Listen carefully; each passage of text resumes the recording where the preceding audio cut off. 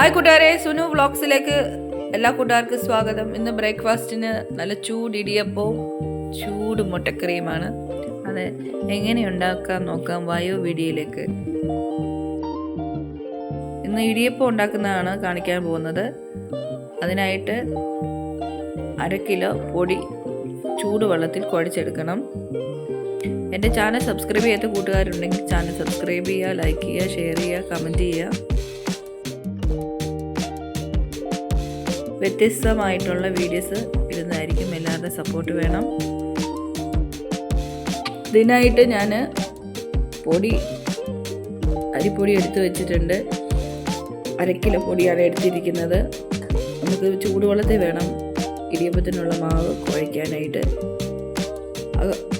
വീഡിയോയിലേക്ക് പോകാൻ വായോ കൂട്ടുകാരെ. ഞാൻ സാധാരണയായിട്ട് കൂടുതലും പാക്കറ്റിൽ അരിപ്പൊടിയാണ് മേടിക്കാറുള്ളത്, ഇടിയപ്പത്തിൻ്റെ പൊടിയാണ് മേടിക്കാറുള്ളത്. ചിലത് നല്ല പശപ്പൻ അരിയായിരിക്കും, ചിലത് നല്ല ഡ്രൈ ആയിട്ടുള്ള അരിയായിരിക്കും. നമ്മൾ കുഴയ്ക്കുമ്പോൾ ചില സമയത്ത് നമ്മുടെ കയ്യിലൊക്കെ പറ്റും.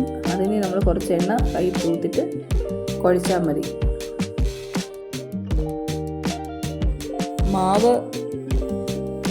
മാവിലേക്ക് ഞാൻ കുറച്ച് ഉപ്പുപൊടിയും എണ്ണയും ചൂടുവെള്ളം ഒഴിച്ച് കുഴയ്ക്കാൻ പോവാണ്. ഭയങ്കര ചൂടാണ്. ചെറിയ സ്പൂൺ എടുത്ത് വേണം കുറേശ്ശെ വെള്ളം ഒഴിച്ച് കുഴച്ചെടുക്കാൻ. നല്ല മയം വേണം, നല്ല മയം വേണം.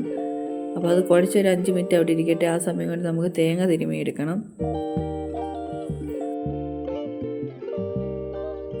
നല്ലപോലെ കുഴച്ചെടുക്കണം. നല്ലപോലെ നമ്മൾ എത്ര കുഴയ്ക്കുന്നോ അത്രയും അതനുസരിച്ച് സോഫ്റ്റ് ആവും. ഞാൻ ഏകദേശം കുഴച്ച് വെച്ചിട്ടുണ്ട്. നമുക്ക് അതൊന്ന് സേവനാഴിക്കുള്ളിലിട്ട് അതൊന്ന് പിരിച്ചെടുക്കണം.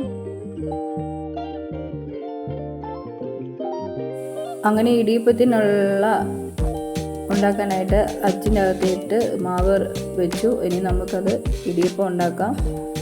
അങ്ങനെ ഇഡലിക്കുട്ടകത്തിലേക്ക് ഇടിയപ്പത്തിനുള്ള മാവ് റെഡിയാക്കി അത് ഇഡലിക്കുട്ടകത്തിലേക്ക് വെച്ച് ഒരു 5-10 മിനിറ്റ് അവിടെ നിന്ന് വേകട്ടെ. അത് വേകുന്ന സമയം കൊണ്ട് നമുക്ക് കറി ഗ്രേവി റെഡിയായി നോക്കാം. ഏകദേശം റെഡി ആയിട്ടുണ്ട്. ഞാനിന്ന് മുട്ടക്കറിയാണ് വെച്ചത് ഇടിയപ്പത്തിൻ്റെ കൂടെ. വെന്ത മുട്ട അതിലേക്ക് ഇട്ട് കൊടുത്തു. അങ്ങനെ ആവിയിൽ വെന്ത അടിപൊളി ഇടിയപ്പം റെഡി ആയിട്ടുണ്ട്. ഇന്നത്തെ ബ്രേക്ക്ഫാസ്റ്റിന് ഇടിയപ്പവും മുട്ടക്കറിയുമാണ്. ചൂടിടിയപ്പവും മുട്ടക്കറിയും.